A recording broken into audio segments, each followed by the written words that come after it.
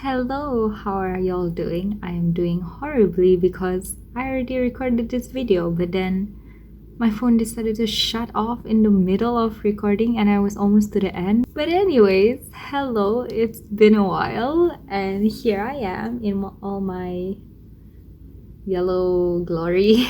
I wanted to make this video because it is my birthday. I turned 20 today and I wanted to do those kind of 20 things I learned in my 20 years of living. This might take a while, so you might want to grab a drink. I have mine right here. It's Tea Life from Ariane. And also earrings from Joy. Aren't they so cute? Okay. Moving on. The first thing I learned in my 20 years of living: have an open mind and heart. This is pretty self-explanatory. Number 2, say no more often. I put this down because I was such a people pleaser back then. Like, I always said yes whenever people wanted me to do something. Recently I've gotten better at saying no. Like, when people ask me if I want to hang out, if I'm just not feeling it that day, then I say no. Back then I would have just always said yes. If people ask me to do this thing and I'm very busy, I just say no. Back then I would have just said yes and be more stressed out because I have another thing to do. But yeah, I've learned to say no, and it's improved my life so much, so you guys should try it out as well. Number 3 is don't be such an arrogant bitch. And I wrote this down because whenever I meet friends like from primary school or like from high school, they always say you were so budak sumbong when I first met you. Then oh my gosh. And then whenever I say to my mom like, oh my gosh, she thought I sumbong last time. Then my mom pun yang, I'm not surprised, you are very sombong. Then okay, apparently this was something that I didn't know I was.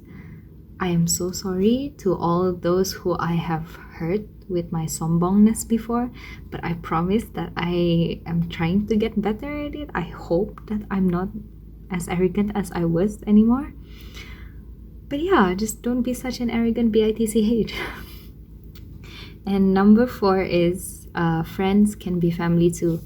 So I find this especially true in recent years because, well, I know that family comes first and blah blah blah, family is important, but then, my friends have helped me a lot in ways that my family could never have, and I'm very grateful for that. Friends, if you are watching, much love to y'all. And also, from the moment we were born, everything is already decided for us. Our family is decided, our bloodline is decided, our heritage is decided, our skin color is decided, our eye color is decided. Everything is already decided. The only thing that we decide for ourselves is our friends, the people we choose to surround ourselves with. Now, I'm not saying that you should abandon your family the first chance you get. No. I am saying that sometimes friends are just, more supportive than family members, okay? Moving on. If it takes less than 5 minutes, do it right away. I made up this rule for myself because I was a very big procrastinator last time, especially with chores. And once I made this rule, like, oh man, folding this pile of clothes is gonna take less than 5 minutes, but I just do it now. And I found out that is better rather than just letting the pile of clothes pile up, because then it would have taken me an hour to fold the bigger pile of clothes. Same thing with dishes. If it takes me like 30 seconds to wash this one dish, I should just do it now rather than let the whole sink pile up, So if it takes less than 5 minutes, guys, just do it right away. I promise you it will save you so much time. Moving on to number 6. 100 bad days make 100 good stories. So obviously this is from the song 100 Bad Days by AJR. I love that band. Check them out. And at first I thought it was nonsense. How can a bad day make a good story? But then I realized I have had a lot of bad days. But then looking back on it, I don't think of them as bad days because now that I think about it, it's funny. And a very perfect example of this would be the last video I posted, which is when me and Joe had a very bad day with the car and all. You know, we suffered so much, but then when we look back on it now, the only thing we can do is laugh because of how bad of a day it was. So, you know, 100 bad days make 100 good stories. And I remember having this conversation with one of my friends last time. I said that there's no such thing as bad days. You can only have good days and better days. And the friend said, no, you need to have bad days as well, so you can learn to appreciate the good days even more. And I argued more lah, and I said, no, there's no such thing as bad days. I am so sorry for how I acted last time. If you are that friend, I think you know who you are. I'm so sorry. Life is all about balance, okay? We need to have both good days and bad days. So number 7 is beat yourself up, but keep it short. So this is a quote I got from the K-drama Pinocchio. I have had a lot of moments where I regretted saying something or where I regretted not doing something. And I always say, like, you know, it's common lah to be like, Ish, why you say like that? Why I didn't do this? Why didn't I just go? Why nah. So, you know, fine, it's good to let out your feelings. It's good to let out all those frustrations you have. Don't just bottle it up, but then keep it short. You know, your self-esteem can only take so much. This also relates to number 8. If it won't matter in 5 years, don't spend more than 5 minutes on it. To refute this argument, no one can actually say what the future holds, right? But, you know, if it's something like, oh, I lost this rubber band, that's not gonna matter in 5 years. So don't spend more than 5 minutes worried about it. Moving on to number 9. Pictures do matter, like a lot. So I learned this through a realization I had at Dunkil during MCO when we were stuck there for like 3 months, I think. My gosh. I was just in my dorm alone and I was scrolling through my pictures, and then suddenly I saw a picture of the dumplings that my dad always used to tapao from Lido whenever he go out late at night, and then he would come back with dumplings, or we would go out to eat them together. And at that moment in time, I was so homesick. I was craving for Sabah food. I wanted to go home so bad. They had given us so many fake news about going home. And I was just, as soon as I saw that picture, like tears just started like streaming out. This is what's interesting, you know, when you take a picture of something, you think, oh my gosh, you know, this would be good to post or something, na. But then when you look back at it in the future, it's really like pictures do hold 1,000 words. Like, they really do hold a lot of meaning. And right after I finished crying after seeing that dumpling picture, I wrote a poem. Maybe one day I'll share that poem. Maybe I won't.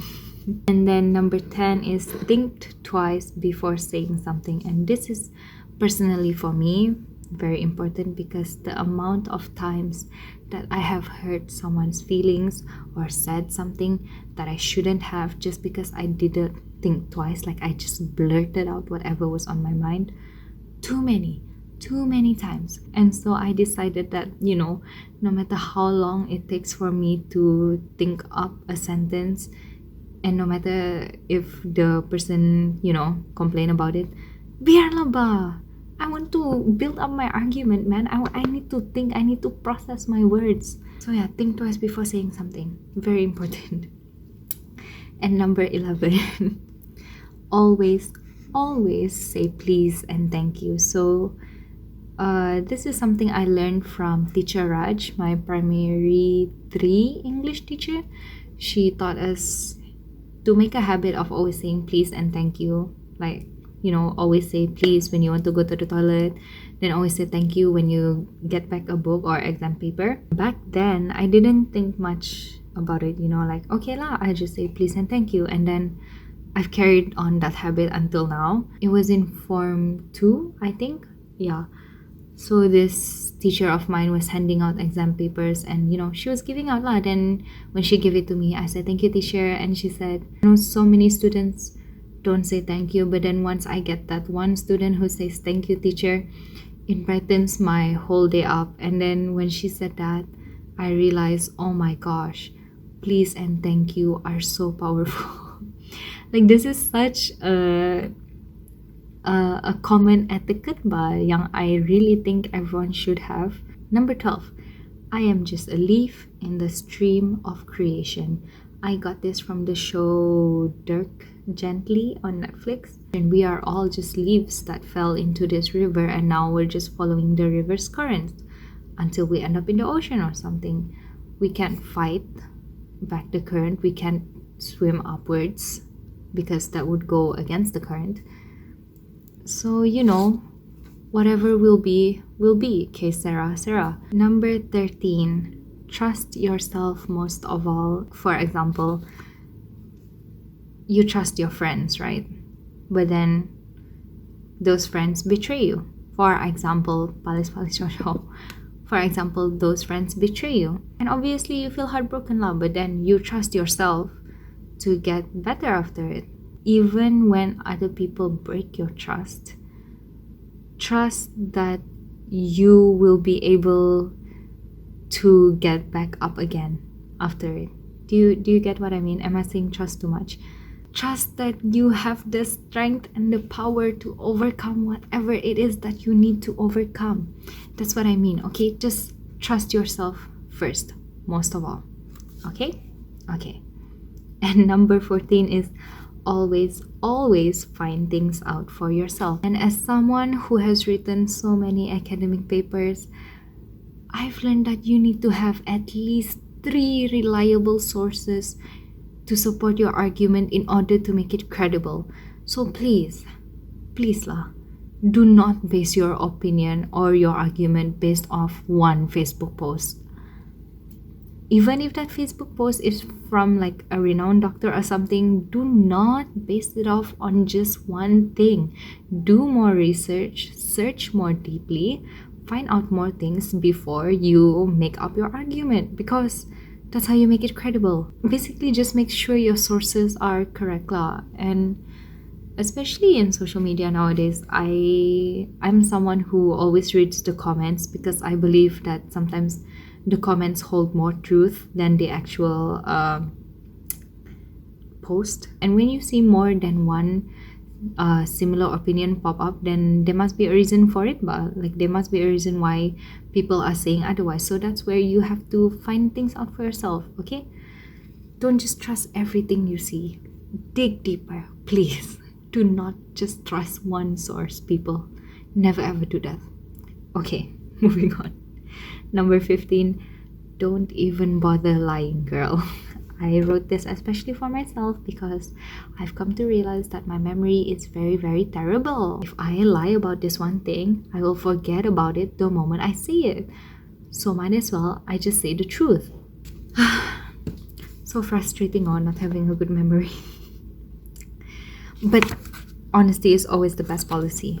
I don't advocate lying at all, unless it's for a surprise. Then that's good. So moving on to number 16, this too shall pass. When I was in high school, I was like, oh my gosh, there's so much homework. When will I ever be done with this? No. But then high school passed, and now I'm in university, and I'm thinking, oh my gosh, I have so many deadlines, I have so many assignments. When will this pass? But then after university, I'll get into working life. And in working life, I'll think, oh my gosh, when will this ever pass? And then it's retirement. And then after retirement, what is there? It's the afterlife. So, everything passes. So just live in the moment. I mean, obviously think of the future lah, but then don't spend too much time worrying about it. Live in the moment. Just learn to appreciate what you have now. Okay? Because one day you will look back and think, oh my gosh, where has the time gone? That's where I am right now. So I'm learning to appreciate university life, even though it's online. Number 17, take every opportunity you get. And this was just something that I wrote down for myself a long time ago, because I was very scared last time of taking opportunities. I find out that I missed out on a lot just because a friend didn't want to go. So I say, okay lah, I also don't want to go. But then after that, I find out, whoa, I should have just gone because that sounds like so much fun. So yeah, especially if it's a golden opportunity, because golden opportunities don't come by as much. But also you should know which opportunities to take. Like, don't just take everything. Balance your time, obviously. Yeah, don't be scared. Don't depend on other people. Don't wait on other people, especially. If you want to take that opportunity, go for it. If you believe that it will do you good, go for it. Moving on, number 18, manage your time properly and you will have time for everything. And you might say, Chloe, that's impossible. But let me just tell you, the reason why people think that I'm so free all the time, it's not because I'm free, it's because I delegate specific times for specific tasks. So, when I'm free, it's because people catch me at the time that I'm free. I think it started when I got into university. Like, I realized I have too many deadlines and too many assignments. Then I set up proper schedule for myself. I set up like, okay, in this hour I do this. I try to do as much as I can. If I cannot, then I'll do that the next time. So if you guys want study tips, or if you guys want time management tips, that can be in a whole other video. But yeah, time management is actually very important and very useful. And number 19, always answer a kid's questions properly. This I learned because I'm around kids a lot. Like, I have so many kid cousins. It's actually crazy. And obviously I always see them with their parents lah kan. And it always saddens my heart when parents say something like, don't ask too many questions, it's just like that because it's like that. By saying that, you're kind of stunting the kids' curiosity. And very sad lah. I always feel I feel offended when parents say that, like they said it to me, but actually no. And so, when a kid asks me, why is it like this? I always answer lah, like truthfully and honestly. I explain to them, kids need answers and they need to learn. And if you keep shutting down their questions, they're never gonna learn. So moving on to the last but not least thing that I learned. Number 20, emotions start as feelings but end as choices. So let me just go on a rant about this. What's an example I can give? Happiness lah. Happiness is an emotion, right? It starts as a feeling. It starts as a feeling you have when you see something you like, when you get to do something that you really wanted. But then, once it ends, once that moment ends, you're left with a choice. Do you want to keep feeling happy because you got it, or do you now want to feel sad because it ended? So that's what I mean by emotions start as feelings but then they end as choices. Another example I can give is like in the context of love, I guess. It starts out as an emotion, yeah. It starts out as a feeling, you love somebody. But then what happens when that love is gone? It's not that the emotions are completely gone once you stop feeling them. It's just that they stop being enough lah. So then it becomes your choice whether you want to work on it or whether you want to just move on past it. And that's a very important lesson I've learned. I feel like I have given up on so many things once I realized, no, I do not want to work on this anymore. And this is in the context of all emotions like sadness, happiness, and all that. Anger especially, my gosh. Yeah, I had a lot of things to be angry about in the past. I was angry at my family for a lot of reasons. I was angry at myself for a lot of reasons. But then once I really thought about it, like, do I really still want to be angry at them for something that happened years ago? No, it's just draining my life energy right now. I can replace this emotion with something else, like happiness. And yeah, it starts as a feeling, but it ends as a choice. But yeah, that's all for this video. If you have made it to this point in time, thank you so much for being here. I've learned a lot and I still have so much more to learn. As Conrad Birdie in the musical Bye Bye Birdie said, we got a lot of living to do. So just live. Thank you. I will see you guys in the next video. Who knows when that will be? But yeah, bye.